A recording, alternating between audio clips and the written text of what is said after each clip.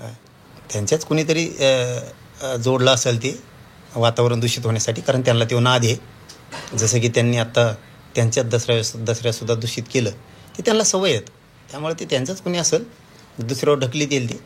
त्यामुळे त्याच्यावर काय उत्तर द्यायची गरज नाही आपल्याला, आणि त्या विषयाला महत्त्व द्यायची पण काही गरज नाही.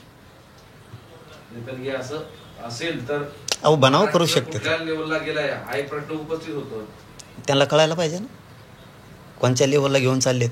निजामाच्या अवलादी मनाला लावायचं लोकांना.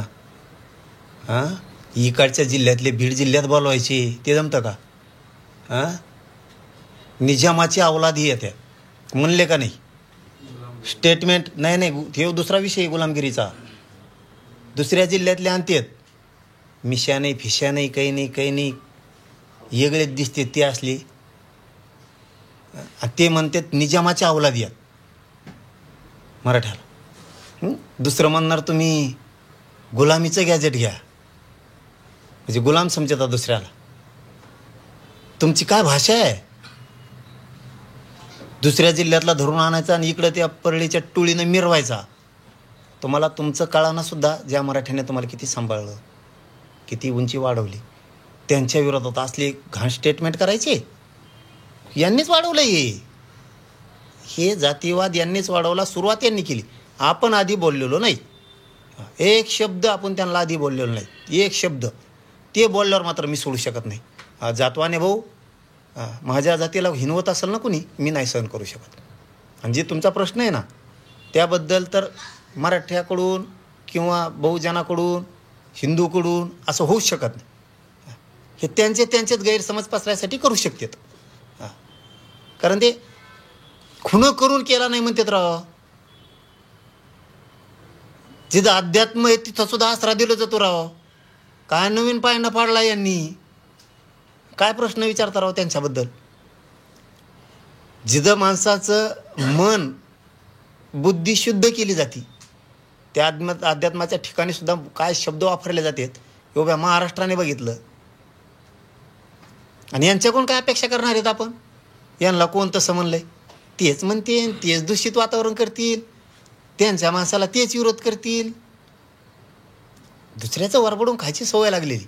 जाऊ द्या, त्या विषयाचं काय, ते असे महत्त्व द्यायची गरज नाही आपल्याला. तसल्या विषयाला भरपूर विषय आहेत, शेतकऱ्याचे आहेत. इथं मरणाचं संकटात सापडले सगळे, हे हाल चालू आहेत मरणाचे शेतकऱ्यांचे. सरकार नुसतं सभा घेतं आहे, हारं फुलं लावतं आहे व्यासपीठाला. आले की शायनिंगमध्ये येऊन जातात, विमानाने येतात, विमानाने जातात. शेतकरी इकडं उद्ध्वस्त झाला आहे. आत्ता आपल्या त्या सिल्लोडला ते सरपंच बिचारं पोरगं बसलं आहे, तिकडं ध्यान द्यायला सरकारला वेळ नाही. आमचा तिकडं त्या धाराशिवला अमोल जाधव बसला आहे, तिकडं ध्यान द्यायला वेळ नाही. ते करमाळ्याची ताई बसली, तिथं सरकारला ध्यान द्यायला वेळ नाही. परत त्या बार्शीच्या ताई बसल्या आता मायमावल्या, तिकडं सरकारला ध्यान द्यायला वेळ नाही. ते लेकरं मरालेत ना, आंदोलनं उपोषणं करू. तुम्हाला का रोग आला का तिकडं ध्यान द्यायला थोडा? काय म्हणणं आहे त्यांचं ऐकून घ्यायला? इतकं मूर्खपणाचं लक्षण सरकारच्या अंगात असलं पाहिजे का? पण लोकांनी सुद्धा उगाच विनाकारण शक्ती पण व्हायला घालू नये. आत्ता शेतकऱ्याची लढाई मोठी उभा राहणार आहे, उगाच उपोषणं करा आणि हे करा. आत्ताच शक्ती व्हायला घालायला नाही पाहिजे. एकजुटीनं शेतकऱ्यांना न्याय मिळत. उगाच इकडे एक जण बसला, तिकडं दुसरा जण बसला, तिकडं तिसरा जण बसला, हे करण्यापेक्षा सगळ्यांनी थांबलं पाहिजे आणि एक जीवानं एका ताकदीनं लढा शेतकऱ्याला न्याय मिळण्यासाठी लढला पाहिजे. कुणीही उगाच शक्ती व्हायला घालू नये. अतिवृष्टीग्रस्त शेतकरी जे आहेत त्यांना मदतीसाठी राज्य सरकारने आज कुठलाच प्रपोजल केंद्राला दिलेलं नाही, देणार पण नाही. मदत मिळेल की नाही दिवाळीत? घेणार आम्ही.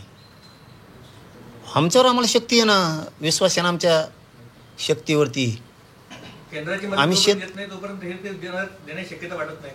त्यांनी दिवाळीपर्यंत नाही दिलं की राज्यात बैठक झाली सगळ्या शेतकऱ्यांची.